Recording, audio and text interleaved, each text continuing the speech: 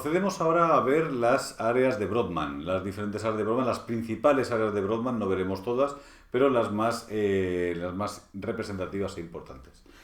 Así a simple vista hemos coloreado, como mantenemos y suelo mantener el tipo de color con las funciones, vemos que hay unas áreas que tienen un componente de color azul que tendrán una responsabilidad más sensitiva. Después vemos otras que tienen un componente de tonos rojos que tendrán un componente más motor. Y después en el lóbulo temporal vemos con tonos amarillos, anaranjados, que tienen que ver con el lenguaje y otras funciones que veremos. Y la parte de atrás, la parte del lóbulo occipital, con tonos verdes relacionados con la visión.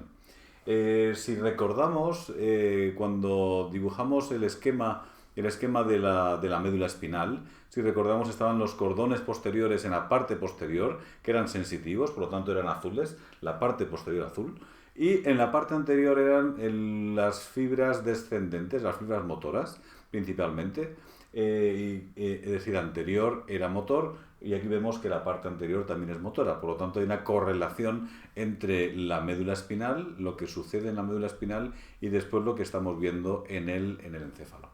Por lo tanto, no debemos olvidar esto, sobre todo para recordar que lo anterior es motor y lo posterior, sobre todo desde el surco central, es más sensitivo.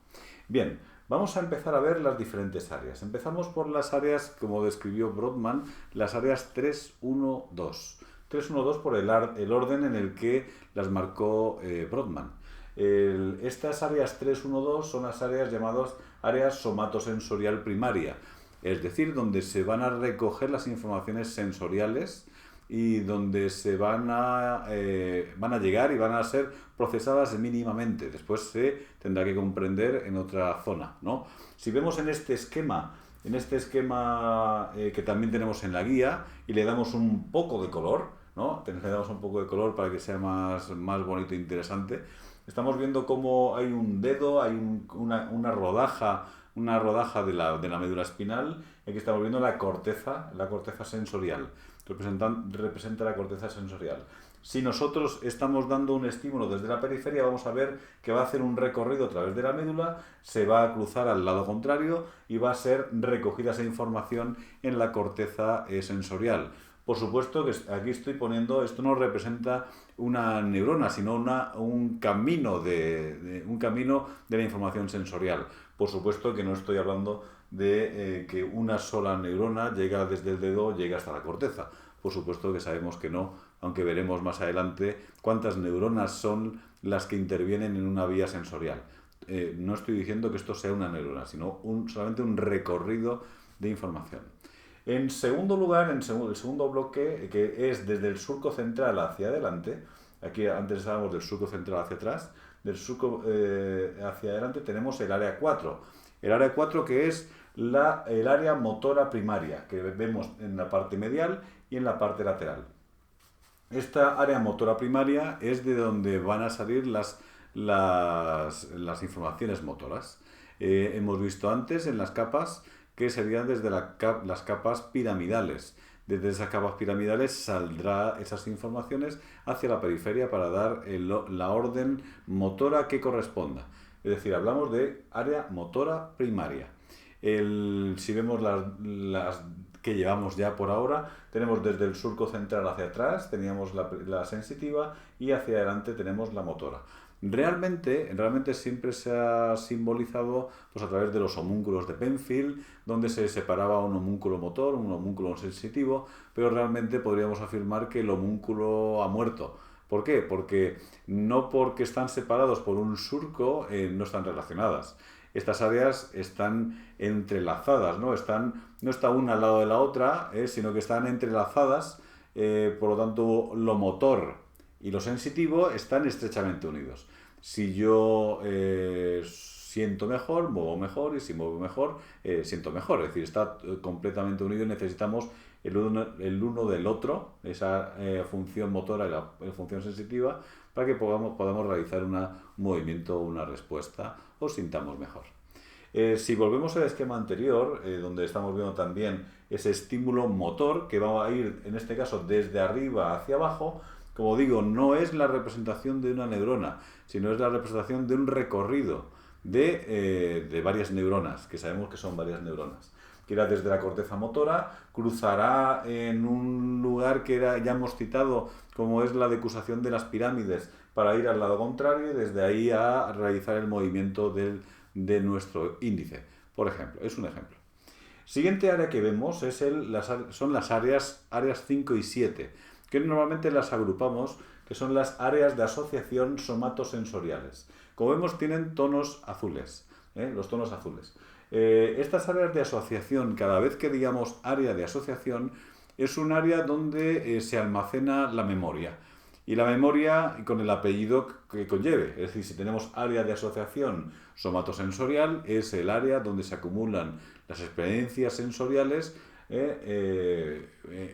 Otra será área de asociación del lenguaje, donde está relacionado el lenguaje. Es decir, que en este caso es donde se acumula la memoria sensorial.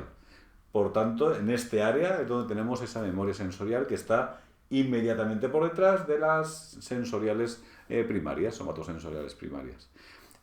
Si seguimos con el siguiente área que estaríamos viendo hacia adelante, nos iríamos hacia el área de Brodmann número 6, que sería el área de asociación motora o también llamada premotora, área premotora. Hablamos de área de asociación motora, por lo tanto aquí encontraremos memoria motora, sí, pero además también tenemos un componente que es premotor. ¿Qué significa premotor? Pues que está antes de lo motor, por lo tanto es la preparación al movimiento. En este área se prepara el movimiento que después se realiza en el área que está inmediatamente por detrás, que era el área motora primaria. Si seguimos un poquito más hacia adelante, vemos que está el área 8, que también la vemos en la imagen medial.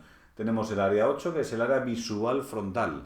El área visual frontal es ese área que lo que hace es preparar los movimientos de los ojos para hacer, por ejemplo, ese movimiento de barrido cuando estamos hojeando un diccionario, buscando una palabra sin necesidad de tener que leer ese diccionario, porque ahora nadie se pone a leer pues un libro entero que es un diccionario, sino que buscas una palabra para buscar el significado de esa palabra, o estás en un libro buscando un texto o una cosa concreta, ¿no? Haces un barrido muy rápido de esos ojos para buscar el texto que estás buscando. Entonces tenemos un área visual frontal. Siempre pensamos en las áreas visuales que están más en el lóbulo occipital, pero también tenemos un área visual frontal, que como vemos está justo por delante de las premotoras. Si seguimos un poquito más hacia adelante, tenemos que están en las áreas 9 y 10, que son las llamadas áreas prefrontales. Las áreas prefrontales, pues claro, su nombre nos dice que está prefrontal por delante de la frente. Claro, no tiene mucho sentido porque si tuviéramos una área prefrontal tendríamos un área aquí delante, ¿no? Por delante de la frente, pero no es así, ¿no? Lo que nos hace pensar que es sobre la función que tiene. El área prefrontal lo que es prepara la intención del movimiento que quiero realizar. La premotora prepara el movimiento, pero esto es más la intención. ¿Por qué quiero hacer ese movimiento? ¿Por qué quiero hacer ese gesto motor? ¿O por qué quiero realizar esa tarea concreta? Y como vemos tiene un tono rojo, por lo tanto está relacionado con el movimiento. Lo vemos aquí en relación con las otras, es decir, que vemos que todo tiene un componente, por decir así, componente rojo, ¿no? Componente rojo porque tiene relacionado con la función motora. Siguiente área que vemos es el área 11. El área 11 es un área que consideramos que es prefrontal porque está en el lóbulo frontal. Y aquí lo que busca también es el componente emocional, es una de las partes que está relacionada con el sistema límbico, busca el componente emocional del movimiento. Por lo tanto, también, si hacemos un movimiento, hemos visto las intenciones para realizar ese movimiento, también qué emoción nos genera ese movimiento que vamos a realizar. Aquí lo vemos con el resto de áreas que por ahora hemos visto de esta primera parte. Y a continuación veremos áreas que están en el lóbulo occipital y después iremos hacia el lóbulo temporal.